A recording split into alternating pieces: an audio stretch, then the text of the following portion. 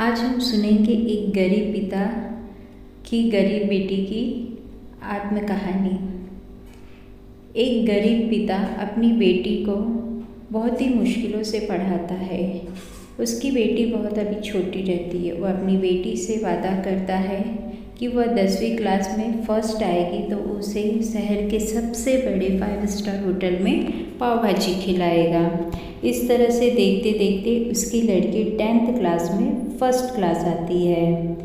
तो पिता अपनी बेटी को एक बड़े से 5 स्टार होटल में लेकर जाता है और वहाँ पे वेटर को बुलाता है और कहता है कि 1 प्लेट मेरी बेटी के लिए पाव भाजी लेकर आ जाइए। वेटर कहता है सिर्फ 1 ही प्लेट?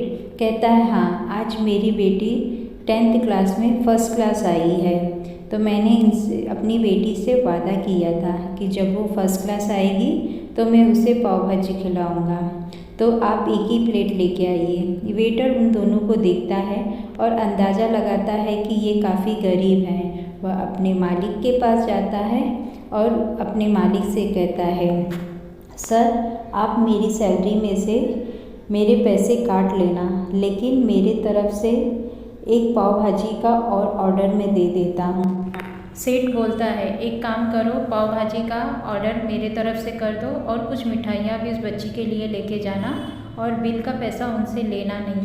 कहना होटल में उनके सेठ के तरफ से पार्टी है और हाँ, उनके लिए कुछ मिठाइयाँ भी लेते जाना ताकि बच्ची को दे देना, ताकि वो उस पूरे गांव में बांट सके। इस तरह से होटल में बच्ची के नाम से पार्टी मनाई जाती है और उन्हें कुछ मिठाइयाँ भी अलग अलग किस्म की खूब मिठाई भी देते हैं। यह सब कुछ देखकर बच्ची का पिता बहुत ही खुश हो जाता है और वह होटल से बाहर निकलकर अपने घर लौट जाते हैं। इस तरह देखते देखते समय बीतते जाता है और वहाँ से शहर में वो जी जान लगाकर अपनी पढ़ाई करती है और अव्वल नंबर से पास हो जाती है और कलेक्टर बन जाती है और उसका ट्रांसफ़र भी उसी शहर में होता है जिस शहर में उसके पिताजी रहते हैं। और खुशी खुशी अपने शहर में जाती है और अपने पिताजी से कहती है, पिताजी हम उसी होटल में चलेंगे जहाँ हमने बचपन में खाना खाया था। उसके पिताजी वही होटल बुक करते हैं। होटल के मालिक से बात होती है और होटल के मालिक को बताया जाता है कि कलेक्टर साहिबा आज इस होटल में आने वाली हैं। पूरी होटल को धूमधाम से सजाया जाता है क्योंकि वह उसी शहर की लड़की रहती है जो कि कलेक्टर बनी रहती है। यह खुशी सबके दिल में रहती है। बेटी और पिता होटल पहुंचते हैं और वहाँ जब होटल का मैनेजर आता है तो लड़की का पिता कहता, आपने मुझे पहचाना नहीं होगा, काफ़ी साल पहले मैं आपके ही होटल में अपनी बेटी को लेकर आया था और यहाँ पे हमने पाव भाजी खाई थी और वह पाव भाजी आपने उस समय मुझसे पैसे नहीं लिए थे। यह कह कर कि आपके तरफ से पार्टी है। आज हम फिर इसी होटल में आए हैं।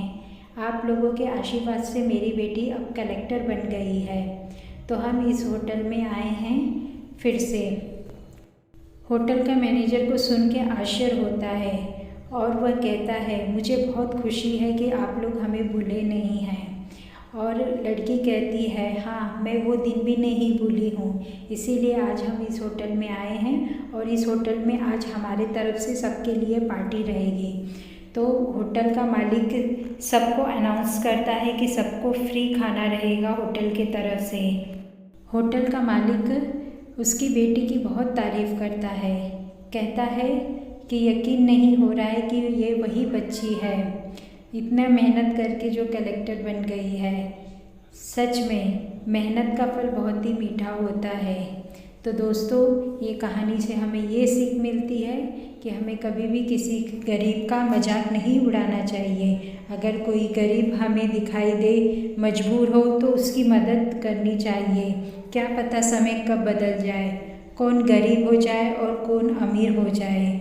गरीब आदमी अमीर भी बन सकता है, अमीर आदमी गरीब भी बन सकता है। समय का कोई ठिकाना नहीं होता है, तो अपने ऊपर घमंड कभी नहीं हमें करना चाहिए।